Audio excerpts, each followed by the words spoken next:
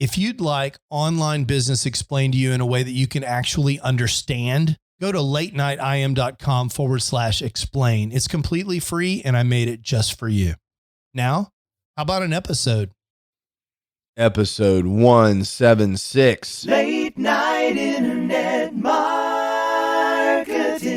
This week on the Late Night Internet Marketing Podcast, I fulfill the promise that I made from the main stage at FlynnCon just a week ago. At that time, I said I would deliver an episode talking about the kind of secrets, hacks, and tips that you can use to help you survive having a business on the side. Side hustle secrets for part-time entrepreneurs. All this and more on the Late Night Internet Marketing Podcast. The Late Night Internet Marketing Podcast. You've been working for somebody else, but you want a business to run yourself. You want to know how to start and where to begin. Can you get out your comfort zone, my friend? Yes, you can do it right when it's late at night. At the end of the day, your dreams burning inside. So keep it up and you will find that you're building your business one night at a time. And now, broadcasting late at night from a little studio in the big state of Texas, your host, Mark Mason. Hey, how is everyone doing? I am Mark Mason, and this is the Late Night Internet Marketing Podcast coming to you live from the little studio in Dallas, Texas. Actually, unless you're listening to me somehow right now, it's not live. It's pre-recorded. It's a podcast, but hey, it's all good. You know what I mean? And I'm really happy to be with you wherever you are, in the gym, in the car, in the bathtub, whatever you got going on. I'm happy to be with you right now. Last week at FlynnCon, I was on the main stage with Pat, and I was talking about what I do in order to get it all done, because I have a day job, I have a family, I coach baseball, and by all appearances, I'm just, juggling 1,000 balls and never dropping any. That's absolutely not true, by the way. We're going to get into that. But, the question is, how do you do that when you're a person who has so many commitments? How do you move forward with an internet business on a regular basis and make consistent progress? What are the tricks? Give me some tips. That was the kind of thing that we talked about from the main stage at FlynnCon 1. So what I thought I would do for this episode to fulfill that promise that I made, that I would come out with this episode for those people. It's really for everybody, but that was where the idea came from. I wanted to cover 3 topics that are important, and they overlap, but there's, I think, 3 big ideas or categories of ideas that you need to be thinking about whenever you're trying to decide what works for you as a side hustler. I wanted to deliver some ideas about mindset, the kind of mindset that you need to have to be successful as a side hustling entrepreneur. I wanted to give you some key tips that I've learned over the years that you can apply. They have something to do with mindset, but they're how you reduce the mindset to practice. And I wanted to give you some lessons learned or things to avoid when you're working on your side hustle so that you have a better chance of being successful at moving your business forward part-time. So without further ado, let's get into it. So here's the very first thing, and I think this is really important as it goes to mindset. And I want you to hear me if you are just now thinking about starting a business online. There is no such thing as easy money. These ads that you see where people are working for 2 hours a week and living on a beach, driving a Ferrari and that sort of stuff, that's not real. I mean, it happens occasionally, apparently. I've never met someone like this, but I'm told that occasionally someone will be exactly in the right place at the right time and they will have crazy success. But everyone that I know that's wildly successful for their business, whether they've started it part-time, they've been full-time, whatever it is, they have put in a tremendous amount of effort. Now, don't misunderstand me. I am not saying, and I don't want you to have the mindset that you can only make money if you work crazy hard and that the harder you work, the more money you make. That's a whole different mindset problem. You can work smart and deliver massive value and get paid a lot of money. It's not that harder work equals more money. It's that nothing is for free. So if you're expecting to go from a job where you're working hard, a brick and mortar job, to online business because somehow it's just super easy and it's free money, that's the wrong attitude. And what that leads to, if you have that mindset, is you'll get disappointed and you'll quit. You won't realize your dream of having an online business because you will see that it's actual work. You won't be prepared for that, and then you'll quit. And I don't want that to happen to you. So expect to have to put in work because there's no such thing as easy money, contrary to what you read in all of these online sales letters. Now, related to that is the second thing, the second mindset thing. And I think if you remember this second thing all the time with everything that you do, this will help you tremendously be successful and move forward. And that is this: you must create value to derive money from your business. You must create value. Something for nothing is not a thing. That's a little bit about what we talked about in the last tip. But if you want to make serious money, as Jocelyn Sam says over at Flipped Lifestyle, you have to solve a serious problem. If you want to make serious money, you have to solve a serious problem. She said that to me. Actually, Shane told me about that. Shane Sams told me about that last weekend. That phrase has stuck with me for the last week and a half because it's something that I have always believed but never said that eloquently. If you want to make serious money, you have to solve a serious problem. So whatever you do in your business, whether it's recording a podcast episode, creating a landing page for an opt-in, offering a product, whatever it is that you're doing, dealing face-to-face with a customer, you need to have the mindset that you are creating value for that interaction. You need to be serving that person first, as Pat Flynn would say. And so that is a very important mindset for the side hustle entrepreneur, because you don't have all that much time to touch your customers. By definition, you have to be efficient with your value creation. So every time you get an opportunity to create value, you need to do that. And I guess the flip of that is, if you're doing something that doesn't create value, or you're doing something to extract value from your customer, you've probably got it wrong.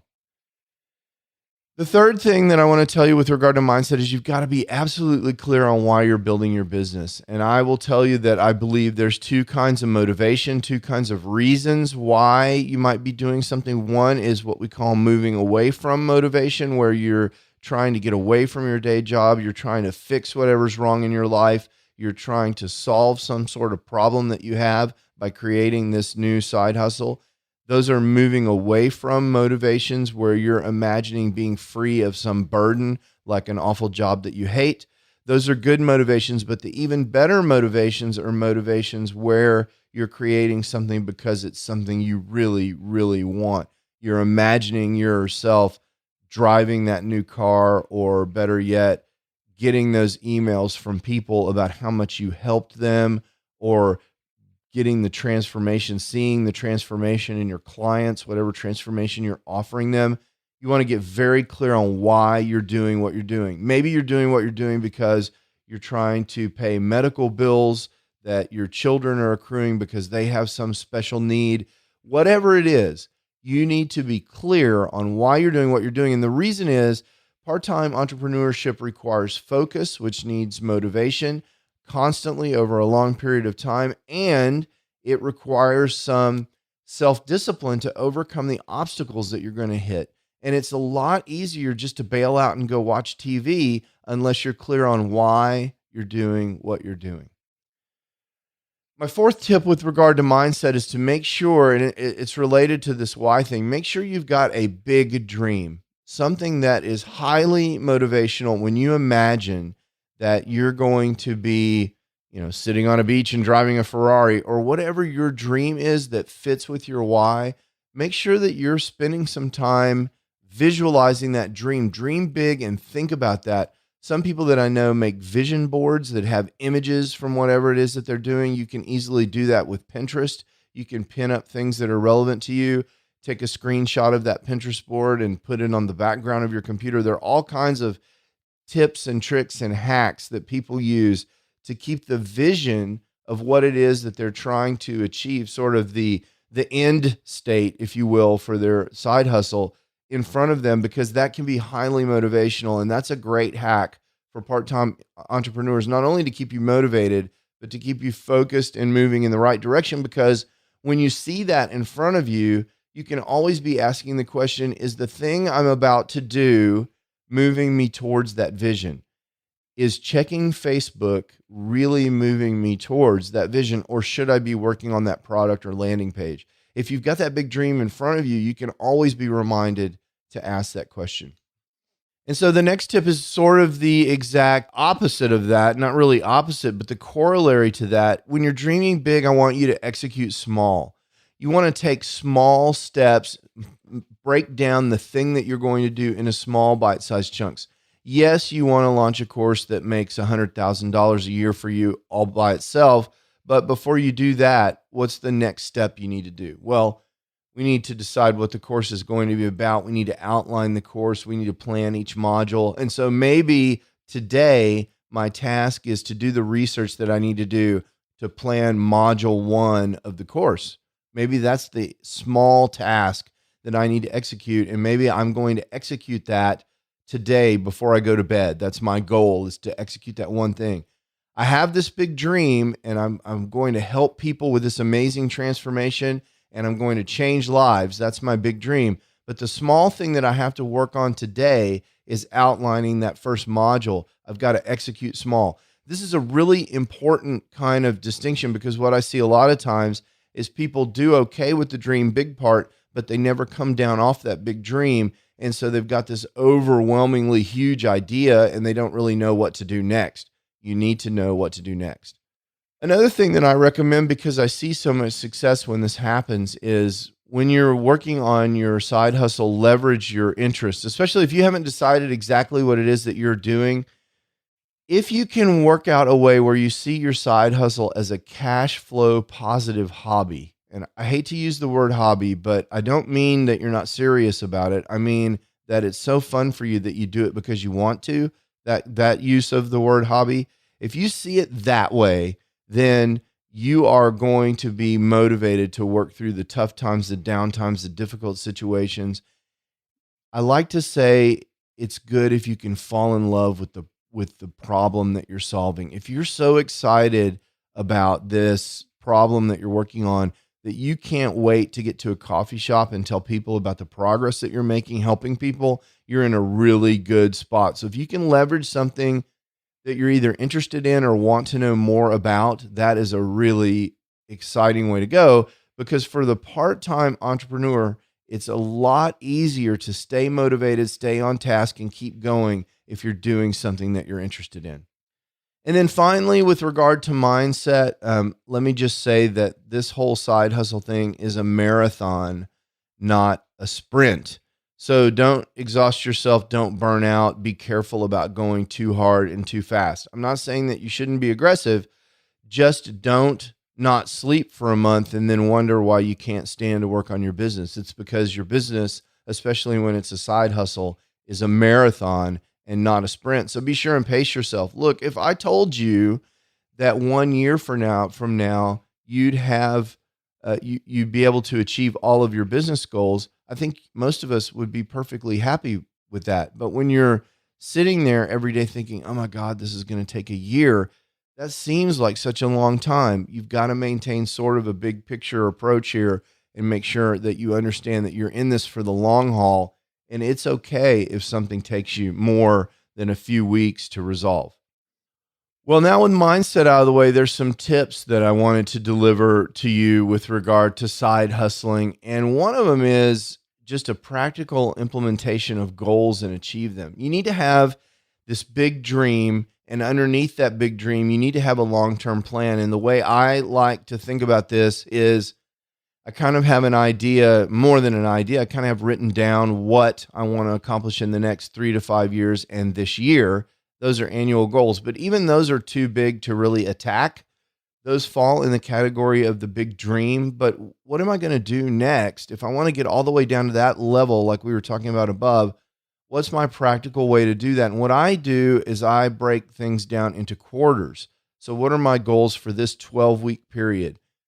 Because 12 weeks is kind of a manageable thing. And if I can imagine that if I have a goal of doing a thing in 12 weeks, it's pretty straightforward for me to imagine the 12 major steps that I need to take forward, one per week, that I can take. And if I take those 12 steps, I'll achieve this goal for the quarter.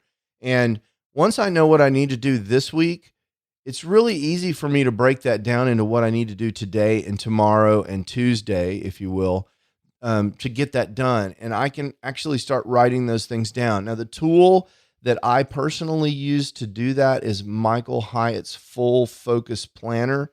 Michael's written a lot about this topic, and I think having annual goals, breaking them down into quarters, and then executing them on a 12-week basis using Michael Hyatt's planner is outstanding. But you don't have to use his planner. You can use a blank piece of paper, and I recommend you read a book called The 12-Week Year. That will help you get this kind of thing done. Break your life down into 3-month chunks and go execute. That's a really good idea. Second key tip with regard to actual practical implementation is make sure you have a mentor or two, but not too many mentors. You need to find someone who's doing what you want to do, and you need to follow their advice. Pay for training, take a course, find someone you know that's successful, and get that done. For example, if you want to write an online course, just go buy Amy Porterfield's course or someone like that. Buy their course, execute the steps, and that's the fastest way for you to be successful with someone as a mentor. That's definitely my recommendation. And anytime I've gotten anything done, it's always been because I was following in the footsteps of someone who came before me and was mentoring me either directly or indirectly through some kind of online course.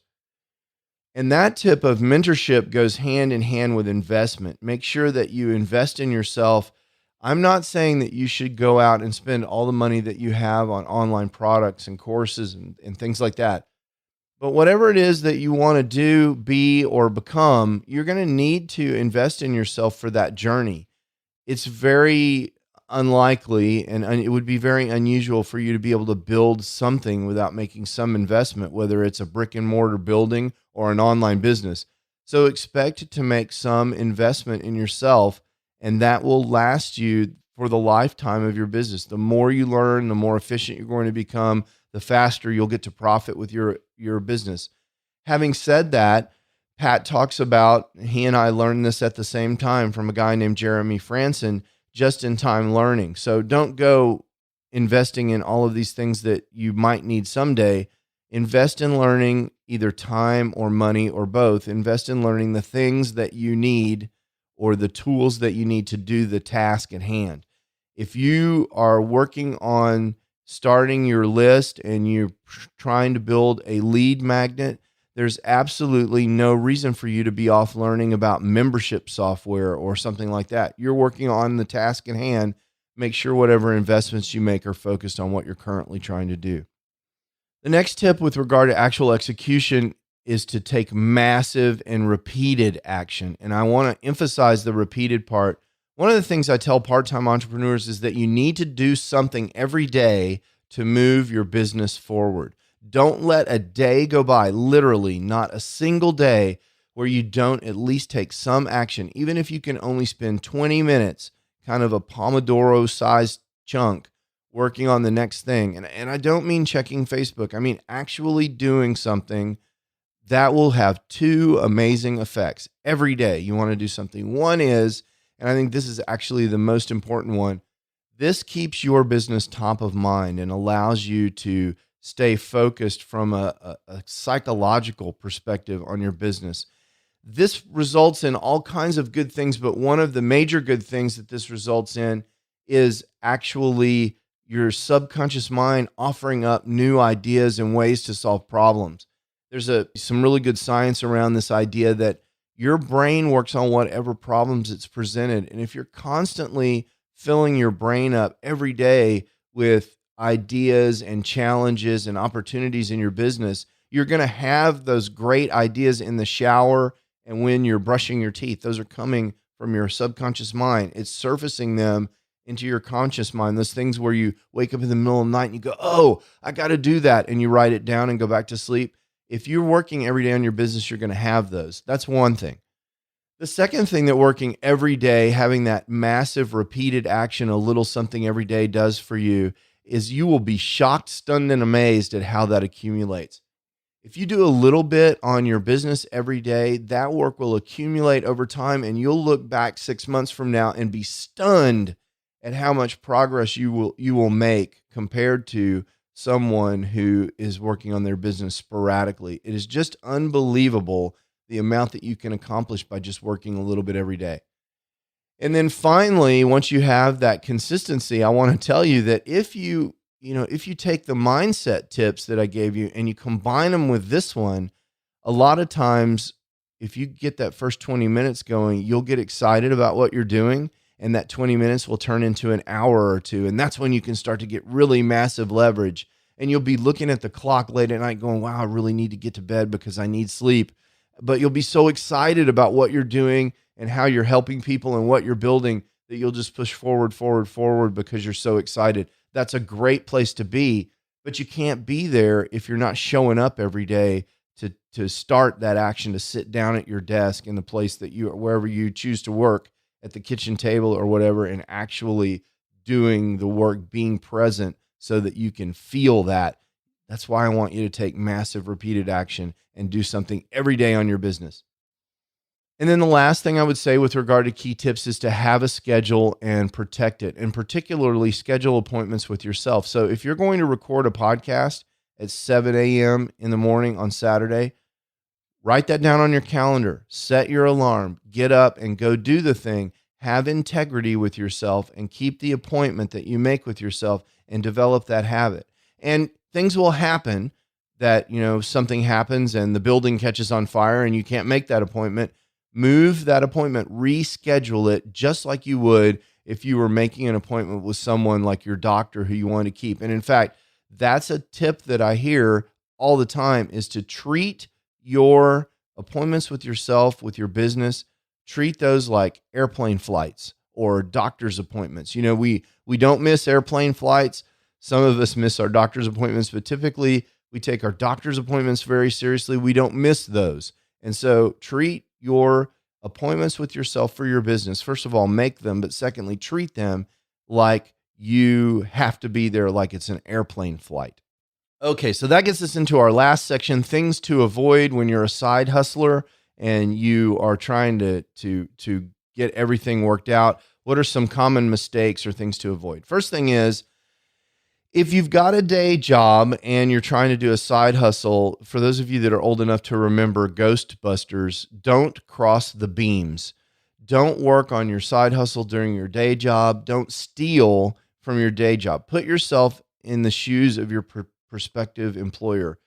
If you had an employee and you caught them at work using your resources, time and money and energy and mind share, if they were using that to work on something else, what would you do? You'd probably fire them. So don't get upset if your employer doesn't want you working on your side hustle at your day job. You should not be doing that. Don't do that. Don't cross the beams. And don't even give the appearance of crossing the beams, because you don't want to send the wrong message to your employer. Look, instead of viewing your day job as something that is awful that you have to go to every day until you get this side hustle thing figured out, have the mindset that your day job is wonderful because it allows you the flexibility and the time and the runway and the space and the money to work on your side hustle until it gets big enough so it replaces your day job. See, your day job is not a bad thing right now. It's a good thing. It's the thing that's paying the light bill while you work on your side hustle. Don't get confused about that, and don't steal from your employer. Very important. Look out. The second tip here in the things to avoid section, look out for shiny object syndrome. And I tell you, this can have two problems. One is you get distracted easily. So some new, let's say, video creation software comes out. where you can make video ads easily just by putting in a transcript, and automatic video comes in based on the words that you type, and you get these amazing sales videos. Let's say that's the product that comes in your inbox. But let's also say that right now you're not making videos. You have no need for videos. You're not doing a promotion. There's no reason for you to need that at all. Why in the world are you even looking at that? Stay away from bright, shiny objects. The other kind of shiny objects that you'll see besides tools are new business opportunities. Maybe you're working on affiliate marketing, and all of a sudden you see this big promotion from someone that you've heard of before about Amazon wholesale FBA, and you're like, oh, maybe I should try that. All that's doing is undermining your resolve to do the thing you need to do and distracting you. So stay away from bright, shiny objects. There's a tip that I heard years and years and years ago regarding this. In addition to the distraction, you can go broke buying all these things. So that's another problem. One tip that I heard is keep your wallet in your pocket unless it's Friday. Don't ever buy anything. If something shows up in your inbox and you're considering buying it because there's a promotion or whatever, don't buy anything until Friday. If it's Tuesday and you see this thing, follow the Friday rule and put that away. Chances are by the time Friday gets around, you'll realize that you don't need it. You will have forgotten about it and you won't buy it at all. And people always say to me, well, Mark, what if the sale's over by Friday? Well, maybe that's going to happen once in a blue moon, that you're going to learn about a promotion and it ends on Thursday and you're going to miss out and it's something that you really need. That happens so infrequently. I would just go ahead and apply the Friday rule. Just keep your wallet in your pocket unless it's Friday. That will help you a lot with shiny object syndrome. Okay, so my next tip, and it's a little related to shiny object syndrome, is don't overextend yourself financially. I see this so many times. People are so busy buying bright, shiny objects and courses and all this stuff that all of a sudden they've got all these credit card bills and they're under a lot of pressure to create profit in their business quickly, and that's not working out for them, and it causes them to make the wrong decisions. They don't get to play the long game anymore. They're worried about making money next week so they can pay their credit card bills, and it creates a big mess. So make sure that you don't spend money too quickly or get too far in debt with your side hustle business.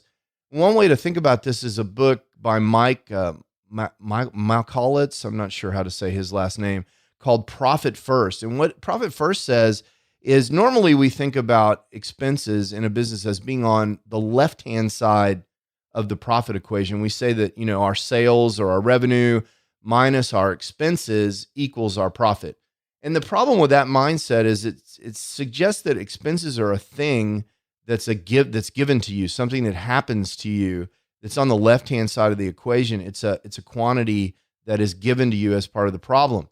What this guy says is, now you need to flip the script and you need to say that something along the lines that revenue or sales, the amount of money you take in minus your profit equals the expenses that you have, the money that you have that you're able to go spend. It's kind of a budgeting idea for expenses. And that's a really powerful idea, and I recommend that book. It's called Profit First, and I'll link to that in the show notes. Don't overextend yourself financially. That's the point. Very important. Another mistake that I see people make is I want you to avoid businesses that don't scale. Now, it's okay at first if you're doing something to get started that doesn't scale very well. The best example is consulting. But if you're consulting, the problem you run into, eventually there's only 24 hours in the day. And if you've got your schedule full with clients, you have no way to scale that time. And yeah, you can raise your price, and that's a good way to scale a consulting business. But there's only one you're the consultant. That's going to be a hard business to scale. The flip of that would be to, instead of consulting or in addition to consulting, create courses that teach some or all of the same material that you're teaching as a consultant. Develop online courses, because those you can sell in mass. You can help more than just 20 or 30 people. You can sell that to 20 or 30,000 people. And so make sure that when you're planning your business, you stay out of things that don't scale very well. Another thing that I see people doing that doesn't scale very well are Etsy businesses. They're hand creating something awesome, but the fact of the matter is, unless they open a factory in China to create this awesome thing, that's not going to scale very well once the orders get above more than a couple of dozen of these things a week. I want to also give you the tip that I want you to not quit your day job too soon. And there's two kinds of quitting. Okay. One kind of quitting is actually quitting. Don't quit it too soon, because as we mentioned before, that's the money that's allowing you to the opportunity to run your side hustle business the way you want. You're not having to make decisions based on generating revenue. And sometimes that can be very powerful, because sometimes you'll find that people who are desperate to make money will not make the best decisions with regard to their customers. And so that's a really powerful thing. So don't quit too soon, but also don't quit mentally on your day job too soon. Another thing that I see side hustle entrepreneurs do is they get so mentally wrapped up in their side hustle business, it's all they can think of, and their performance in their day job starts to go down and they get fired. Don't be that guy, because that's going to put you in that same difficult situation. Another tip for side hustlers and how to get things done well is don't mix your money. Now, this doesn't seem like a getting things done tip, but I will tell you it is, because if you really want to be in control of your business from the very start and be as efficient as possible in getting something done, you need to make sure that you are not caught up in an IRS audit, working hard to untangle your taxes every year and creating all this extra work because you don't have good financial record-keeping discipline. So this financial tidiness, while it doesn't really sound like something that's important for side hustlers to do to get things done, it is, because side hustlers often take this shortcut of not worrying about keeping their money separate.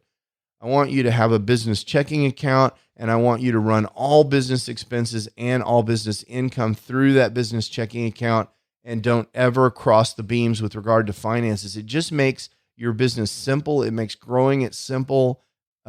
In the future, when it's time to grow, it'll be easy to do. And when it comes to tax time, it will not be confusing. And when you're eventually audited by the IRS, which oftentimes you will be, it makes it really easy to provide all the documentation that's needed to the IRS, where they can see, yep, this is a real business. This person is actually spending money on their business.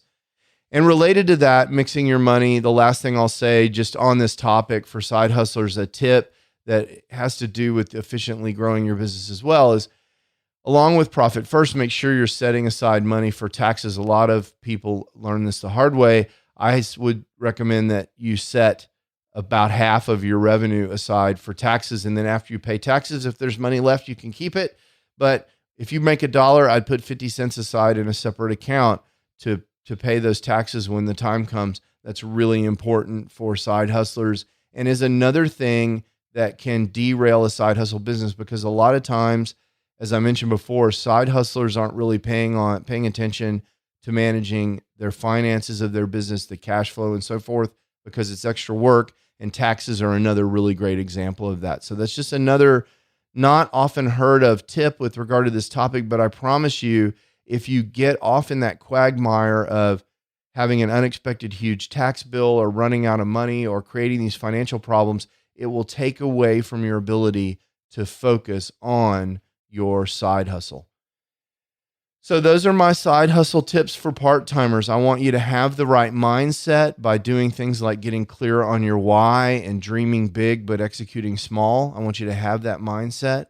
I want you to set goals based on that big dream and work hard to achieve them using techniques like the full focus planner and stuff that's taught in the 12-week year book. I think that's really great. I want you to do something about your business every day, and I want you to avoid all the mistakes that many of us have made.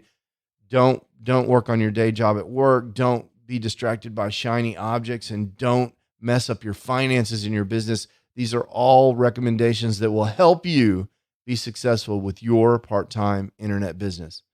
I hope this has been helpful for you. I cannot wait to talk to you next week. I'll be back on the mic next Thursday. I'm looking forward to talking to you then.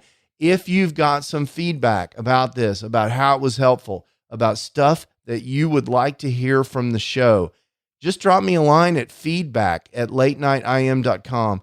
I try and do a pretty good job of replying to each and every email that I get. Even if you just want to email me and say, hey, it's going great, or hey, I don't like your audio, or hey, you look funny when you talk, or whatever you want to say. I'd love to hear from you. Give me a shout out at feedback@latenightim.com. Tell me what's going on, how I can help you, what kind of show topics you'd like to hear, and I'll be in touch. Until then, until next week, go crush it. Work on your business every day. Follow these tips, and you will find success. Ciao. You can do it right when it's late at night. You've been listening to the Late Night Internet Marketing Podcast. Be sure to visit latenightpodcast.com today to leave feedback for Mark. Download special bonus content, access the show notes, and more. See you there. Until then, go and make some great progress on your internet business. One night at a time. One night at a time.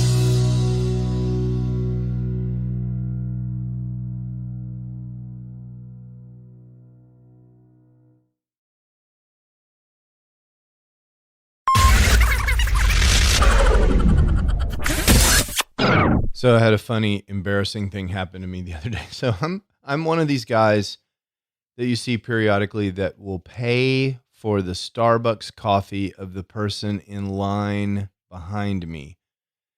And I particularly do this in the drive-thru because I love the idea of being completely gone and unrecognizable by the time the person in the car behind me gets up to the window. I'm already gone. So you can imagine the person says, "Oh, the guy in front of you paid," and they look up and I'm just totally gone. They don't even know what kind of car was in front of them by that point. So I do this, and I do it in full view of my children oftentimes because I'm trying to teach them this kind of pay forward, serve first mentality and generosity and all this kind of stuff and random acts of kindness, all of that. We try to do all of that. I'm not saying we're good at it. I'm just saying that's one of the things I'm trying to do. So I roll up into Starbucks and I'm like, okay, so Zach and I are headed out to a baseball game that he's playing in. And our tradition is we have to be there an hour before the baseball game for batting practice. Sometimes the baseball game is an hour away.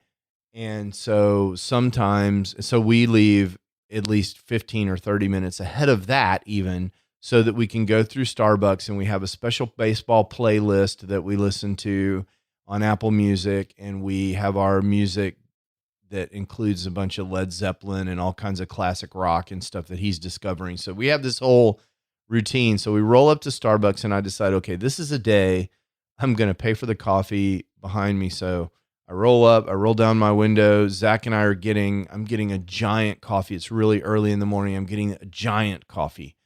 And Zach is getting a vanilla bean frappuccino and a sandwich because he's not going to eat again for, until lunchtime, and he's got to go play baseball. So we get this breakfast sandwich, and I hand the lady $40, and I say, and I'd like to pay for the guy behind me.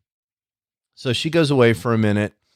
And, usually the guy behind me is doing something similar. He's getting a couple of cups of coffee. And so sometimes it's $20, and I don't worry about that.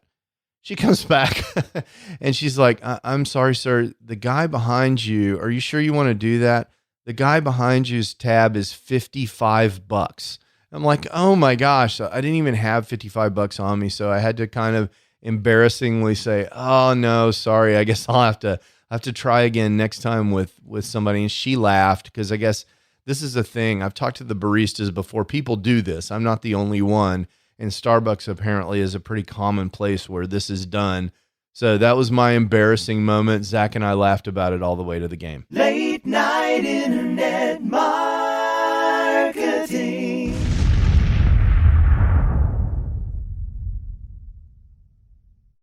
Hey, it's Mark again. I wanted to tell you one more time about this absolutely free resource that I have for helping people who are trying to get the big picture for internet marketing, actually get started and understand what all their choices are.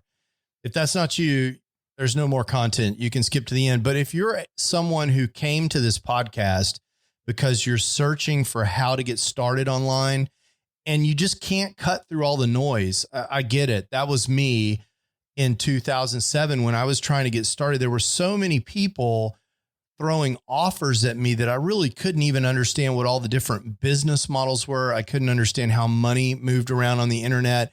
And I couldn't really get a grip on what direction I wanted to go in so I could figure out how to move forward. I've created a free video resource for you just for that purpose at latenightim.com/explain. In several short videos, I just explained to you what internet marketing is all about and what online business is all about and the different options that you have for starting an online business. There's nothing to buy there. You just sign up for access and you get the videos just like that. So if that's interesting to you, or if you know someone who's in a same situation, send them that link, latenightim.com/explain. And let me know what you think. I'd love to hear what people are thinking that are in the exact same position that I was in more than a decade ago in 2007. In some ways, it seems like yesterday. And in some ways, it seems like an entire lifetime ago. Again, that's latenightim.com/explain. Late night internet marketing.